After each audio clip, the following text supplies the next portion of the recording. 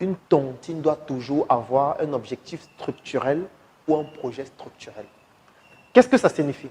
Ça signifie que quand on crée la tontine, on a un objectif structurel qu'on veut atteindre. Et l'objectif là doit permettre de développer chacun des membres et toute la communauté de façon structurelle et organisée. Exemple de tontine structurelle, on appelle par exemple, il y a par exemple ce qu'on appelle les tontines immobilières. Il y a des Camerounais de la diaspora qui le font très bien dans un pays comme le Canada. La tontine immobilière, comment ça fonctionne? On peut se dire, on va créer une tontine. L'objectif de notre tontine, c'est d'avoir un patrimoine immobilier, individuellement et de façon collective. Ça veut dire quoi? On va analyser les activités génératrices de chacun. On va voir que, ok, chacun peut produire, disons, au moins 10 000 francs par mois. On se dit, d'accord, on va donc se mettre ensemble pour cotiser 10 000 par mois. On va évaluer le montant moyen pour avoir un terrain pour construire. On se dit peut-être que le terrain avec le titre foncier, ça coûte peut-être 1 500 000. On dit d'accord. On se donne 5 ans pour que chacun des membres de la réunion ait son terrain titré. Pour cela, on définit le montant qu'il faut cotiser par mois. On voit le nombre d'années qu'il faut. Et qu'est-ce qu'on fait? On commence la tontine. Quand tu bouffes, on ne te donne pas l'argent. Hein? Quand tu bouffes, on ne te donne pas l'argent. On a un membre de la tontine qui fait dans l'immobilier. Et qu'est-ce qu'on va faire? On va juste prendre ton argent et commencer les procédures pour ton terrain. Et on va le faire progressivement pour tout le monde, de telle sorte que dès que le délai de 3 ans, 4 ans ou 5 ans qu'on a défini sera arrivé, chacun de nous sera propriétaire d'un terrain titré. Deuxième étape, on va se dire, ok, chacun doit construire sa maison. La deuxième étape, donc, pour construire la maison, on va toujours faire la même chose. On va définir l'objectif à atteindre. On va mettre les moyens minimums qu'il faut. Et puis, on va converger tout notre argent vers un membre de la réunion qui peut le faire. Et 3 ans, 4 ans, 5 ans plus tard, chacun de nous aura sa maison. C'est ça qu'on appelle une tontine structurelle. Et il y a un projet structurel qu'on suit qui doit permettre de développer individuellement les membres de la tontine ou alors de façon collective tout le monde. Je vais vous prendre un exemple. J'ai un grand frère dans ma famille, je ne vais pas donner son nom, qui est milliardaire. En fait, voici les opérations qu'ils ont l'habitude de faire, mais il n'est pas le seul et la plupart le font. Un jour, il va à Douala, il voit un terrain à Bonanjo. Le terrain coûtait 750 millions. Et il veut acheter le terrain. Il discute avec le monsieur, ils s'entendent sur 700 millions pour le terrain. Et il dit au monsieur qu'on se donne rendez-vous samedi. On était mercredi. Le monsieur, lui, il sait qu'il est milliardaire et que peut-être il va aller dans son compte, il va prendre 700 millions et venir lui donner. En fait, le monsieur ne sait pas qu'il n'a pas ce montant. Pourquoi? Parce que lui, il est dans une tontine où on cotise 20 millions par mois. Et dans la tontine, là, ils sont 50. Ça fait combien? Pardon? Ça fait 1 milliard. Il va à la tontine le vendredi. Il achète l'argent à 20%. Ça fait qu'il bénéficie de combien? 800 millions, non? Il prend les 800 millions là-dedans sur un chèque le vendredi. Puisqu'on ne vient pas à la tontine avec l'argent. Il prend les 800 millions. Et le samedi, il rencontre le monsieur. Il achète son terrain à 700 millions. Dès qu'il achète le terrain, il revient avec le terrain à la tontine. Il dit que bon, j'ai finalement acheté le terrain là. On met maintenant le terrain là comme étant le patrimoine de la tontine. Et on garde le titre foncier. On attend 2 ans. Vous savez ce qui s'est passé 2 ans après? Le terrain là maintenant vaut 2 milliards. Et ils ont vendu le titre foncier là à 2 milliards. Et on a partagé l'argent à tous ceux de la Réunion avec les intérêts.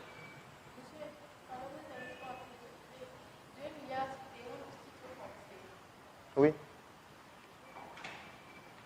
Si tu achètes un terrain aujourd'hui à 10 000, dans 2 ans, la valeur va augmenter. C'est ça que j'explique.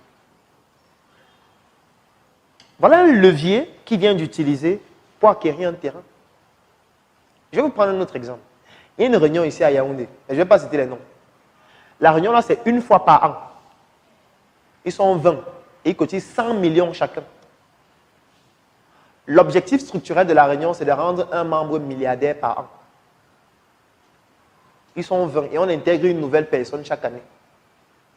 Donc, quand ils se réunissent à 20 une fois par an, ils cotisent 100 millions, ça donne 2 milliards. On donne à un. Il a un projet structurel qu'il doit suivre et qu'il doit implémenter. Et il rembourse l'argent là en 5 ans sans taux d'intérêt. Et vous savez ce qui se passe? Quand la personne vient à la réunion, il prend les 2 milliards comme ça. C'est pour ça que vous voyez les immeubles qui poussent 6 mois, l'immeuble est fini, on a commencé à... Les gens travaillent déjà. C'est parce que les gens ont ces liquidités-là. Et quand peut-être, supposons que ce qu'il va construire, c'est peut-être un supermarché. Quand il va faire le supermarché là, vous savez comment le supermarché là va tourner? C'est les membres de la tontine qui vont faire tourner le supermarché. Avec leur lobbying. C'est comme ça que ça fonctionne. C'est que si par exemple quelqu'un de la tontine a par exemple une entreprise où il a besoin d'une matière première que toi tu as dans le supermarché, il va maintenant converger toutes ses commandes dans ton supermarché pour que le chiffre d'affaires soit généré dans le supermarché où ils gagnent tous. Je vais vous prendre un autre exemple. Quand vous voyez les supermarchés de la place là, où on construit les supermarchés tous les jours, chaque année, parfois on construit un, deux. Vous pensez que c'est ce qu'on vend dans le supermarché qui permet de construire ça? Si vous croyez ça, c'est que vous êtes naïf. Ce n'est pas ça. À plus de 90%, ça vient des tontines.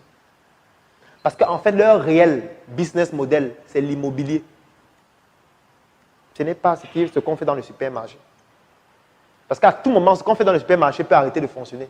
Mais sauf que le bien immobilier leur appartient et la croissance et surtout la valeur du bien immobilier croît avec le temps. C'est de ça qu'il s'agit. Parce qu'ils ont compris que le levier sur lequel ils peuvent s'appuyer pour pouvoir beaucoup plus facilement concurrencer les autres, c'est un levier culturel. Et le levier culturel là, c'est la tontine. Tout simplement.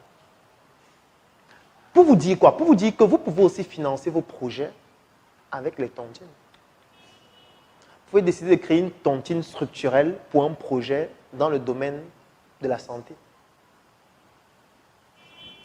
Et maintenant, vous rassurez que l'avantage, c'est que vous êtes tous des professionnels de santé. Chacun a une activité génératrice de revenus. Chacun peut produire un certain montant par mois. Et ce qu'on fait en général, c'est que si votre capacité d'épargne par mois, c'est peut-être de 10 000, il faut faire une tontine où on cotise 20 000. Pourquoi? Parce que ça va doper votre capacité et ça va vous permettre de vous surpasser. Si vous restez sur le même montant, en fait, vous restez dans une zone de confort. Vous pouvez le faire. Et ça va vous épargner la banque. Et en général, ces gars qui ont leur mafia de tontine là, vous savez comment ils font avec les banques? Ils créent leur propre banque. Tout simplement. Ils créent leur banque. Moi, j'ai fait une enquête dans plusieurs villages, pour ne pas dire tous les villages.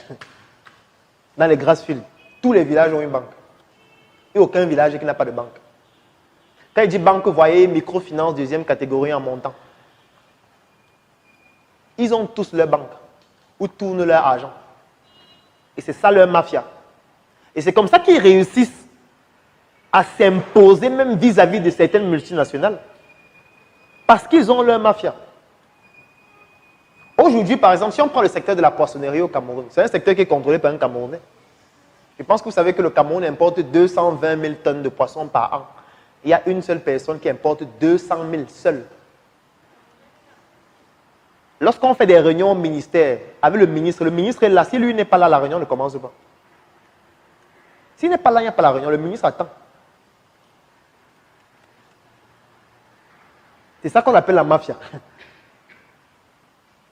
C'est pour ça que vous allez voir que pratiquement chaque année, ils construisent de nouvelles poissonneries. Vous pensez que c'est les poissons qu'on vend dans la poissonnerie qui permettent de construire aussi vite? Non.